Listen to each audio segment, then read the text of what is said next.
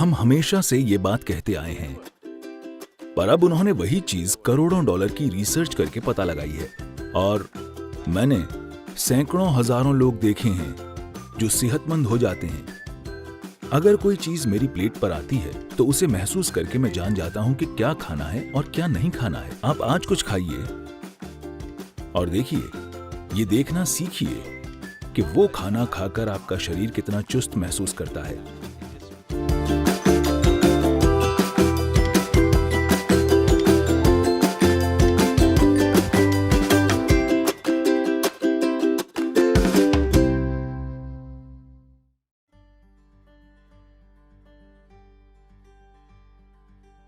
एक सीधी सी चीज जिसके पीछे दुनिया पड़ी है। अगर आप हमारे आश्रम में आएं, तो लोग शारीरिक रूप से बहुत सक्रिय हैं। वे बस सुबह 10 बजे खाते हैं और फिर शाम को 7 बजे, बस 2 बार भोजन। मुझे कितने डॉक्टर कह चुके हैं कि वे कुपोषण से मर जाएंगे, ये हो जाएगा, वो हो जाएगा, आप ये कीजिए, वो कीजिए। ज्यादातर दिनों में मैं सिर्फ एक बार ही खाता हूं, बस एक बार भरपूर खाता हूं, इतना ही। डॉक्टर मुझे कह रहे हैं, नहीं सदगुरु, आप इतनी यात्राएं करते हैं, ये हो जाएगा, वो हो जाएगा, आपको 4 घंटे में कम से कम एक बार खाना खाना चाहिए, कुछ तो खाना चाहिए। मैंने कहा, मुझे अकेला छोड़ दीजिए, मैं ठीक हूं। पर अब अमेरिका की एक बहुत बड़ी यूनिवर्सिटी कह रही है, रुक रुक कर उपवास कीजिए। ये कोई बकवास नहीं है, अच्छी चीज है। लेकिन उन्होंने ऐसी चीज फिर से खोजी है जो हम हमेशा जानते थे। अब हर कोई कह रहा है 16 घंटे का अंतराल होना चाहिए, फिर सभी बीमारियां ठीक हो जाएंगी। हम इतने हजारों साल से क्या कह रहे थे? सीधी बात यह है, इसके कई पहलू हैं, मानसिक, शारीरिक। लेकिन अब दुनिया में कैंसर बढ़ रहा है। कैंसर की कोशिका समाज में एक अपराधी की तरह है। हम सबके शरीर में होती है, लेकिन उनकी संख्या जितनी होनी चाहिए, अगर उससे बढ़ जाए या सब साथ मिलकर एक जगह जमा हो जाएं, तो वे अपराधियों के गिरोह जैसी बन जाएंगी। कोच्चि में भी जेब कतरे होंगे, मुझे यकीन है। हेलो, वे छोटे मोटे अपराधी हैं। जब अकेले या 2-3 मिलकर काम करते हैं, तो हम उन्हें गंभीरता से नहीं लेते। हम उन पर ध्यान नहीं देंगे क्योंकि छुटपुट चीजें होंगी। पर मान लीजिए ऐसे 100 लोग संगठित होकर अपराध करने लगें, तो हम उन पर टूट पड़ेंगे, क्योंकि हम जानते हैं अब वे समाज के लिए खतरा हैं। कैंसर की कोशिकाएं भी इसी तरह हैं, अपराधी जो यहां वहां घूमकर कुछ नुकसान पहुंचा रहे हैं। फिलहाल उनकी यही समस्या है कि वे बाकी कोशिकाओं के मुकाबले 8 से 10 गुना ज्यादा खाती हैं। तो अगर आप 2 भोजन के बीच में पर्याप्त अंतराल देते हैं, तो उनमें से ज्यादातर मर जाएंगी, क्योंकि वे जी नहीं पाएंगी। हम हमेशा इसकी बात करते रहे हैं, लेकिन अब उन्होंने वही चीज करोड़ों डॉलर की रिसर्च करके पता लगाई है। मैंने हजारों लोग देखे हैं जो सिर्फ इसलिए स्वस्थ हो गए क्योंकि वे हर समय ठूंसते नहीं रहते, जब पेट पहले से ही भरा हुआ हो।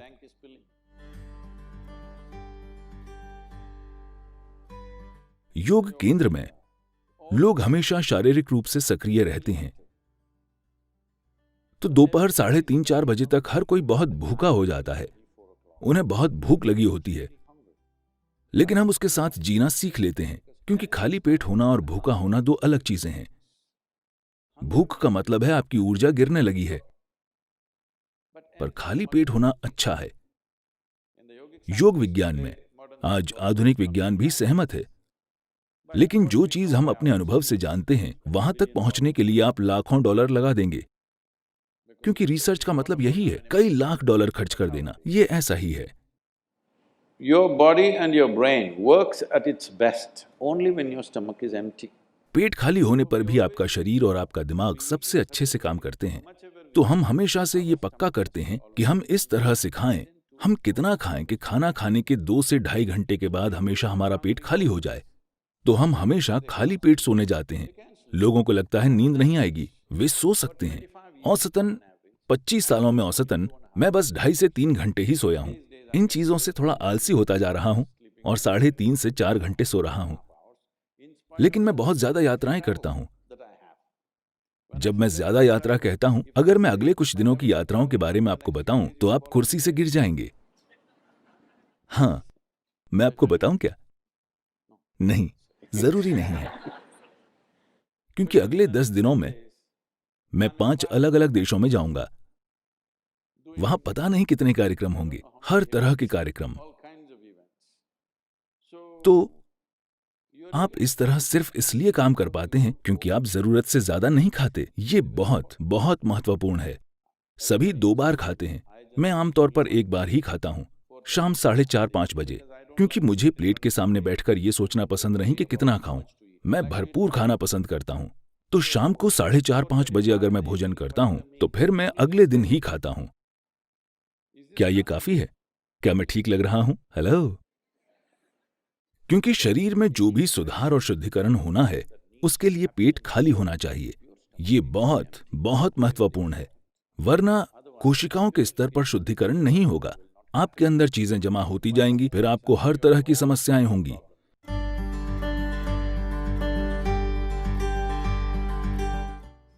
जब आप भोजन को छूते नहीं हैं, तो आप नहीं जानते कि वो क्या है।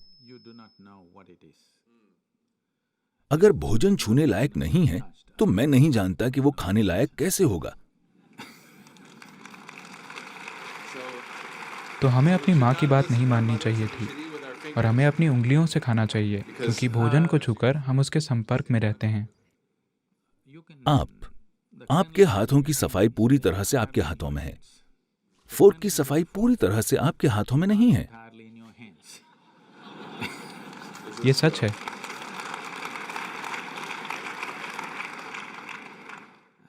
और इन हाथों का इस्तेमाल सिर्फ आप करते हैं, कोई और नहीं। तो आपको पता है कि ये अभी कितने साफ या गंदे हैं, जबकि आप नहीं जानते कि फोर्क को किसने इस्तेमाल किया है, कैसे इस्तेमाल किया है और किस चीज के लिए इस्तेमाल किया है। उन्हें बस टिश्यू से साफ करके आपको दे देना है और वो काफी साफ लगता है। सबसे बढ़कर आप भोजन को महसूस नहीं कर पाते। हमें पहली चीज ये सिखाई गई थी कि जब भोजन सामने आए तो उस पर कुछ पल के लिए अपने हाथ रखो, बस महसूस करो कि भोजन कैसा है। अगर मेरी प्लेट पर कुछ आता है तो उसे महसूस करके मैं जान जाता हूं कि क्या खाना है और क्या नहीं खाना।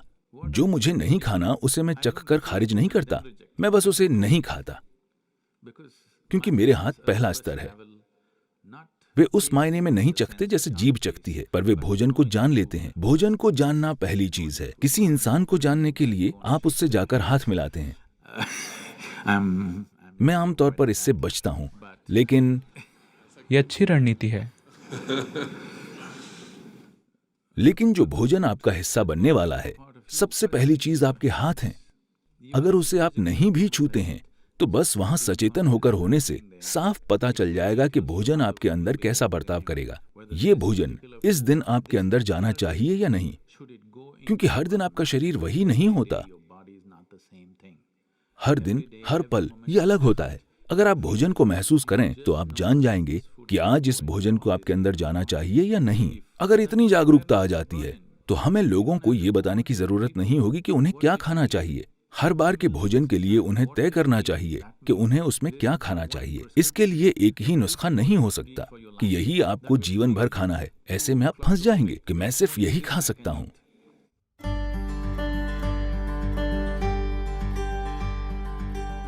अपने भोजन को चुनना और खाना, ये दोनों चीजें सचेतन होकर कीजिए। आप क्या खाते हैं उतना ही महत्वपूर्ण है कि आप कैसे खाते हैं।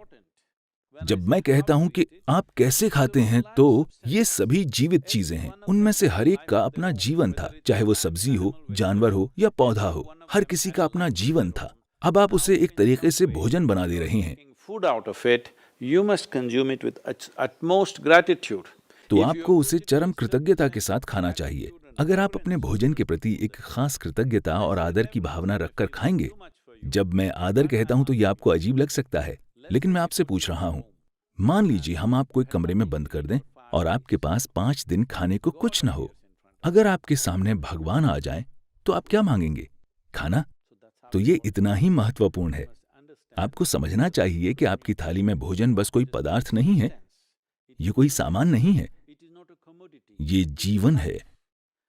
ये आपके लिए जीवन निर्माण का पदार्थ है, तो आपको इससे वैसा बर्ताव करना चाहिए। अभी जब ये थाली में है या बाहर कहीं है तो इसकी कोई कीमत नहीं है, लेकिन जिस पल आप इसे खाते हैं तभी आपका खून और मांस बन जाता है। अब अचानक ये बेशकीमती हो जाता है। हम ऐसे क्यों नहीं जीते हैं? ये बहुत महत्वपूर्ण है कि जब ये आपकी थाली में आए तो आप इसे अपने एक हिस्से की तरह देखें। बहुत आदर के साथ आपको इसे खाना चाहिए। अगर आप बस अपने खाने का तरीका बदल दें तो भोजन आपके अंदर बहुत अलग तरह से बर्ताव करेगा। चेतना का यही मतलब है। अगर लोग कहते हैं आपकी चेतना का आपके जीवन पर कोई असर नहीं होगा, सिर्फ रासायनिक संरचनाओं का असर होता है, तो मुझे उनके लिए दुख होता है, क्योंकि जीवन ऐसे काम नहीं करता। मानव चेतना का हमारे संपर्क में आने वाली हर चीज पर गहरा असर होता है, खासकर भोजन पर। हम एक दूसरे जीवन को अपना हिस्सा बना रहे हैं। जब हम ऐसा काम करते हैं तो ये बहुत महत्वपूर्ण है कि हम उसके साथ बहुत कृतज्ञता और आदर का बर्ताव करें।